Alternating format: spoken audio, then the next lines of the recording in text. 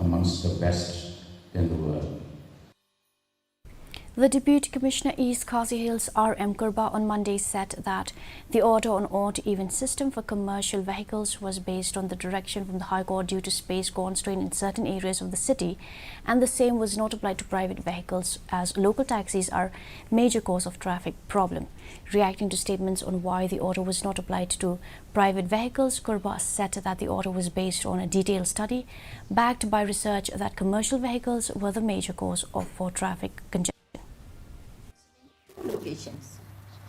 Okay, I did not say that odd even vehicle will be allowed in the rest of the town. It's only specific areas because of the space constraint.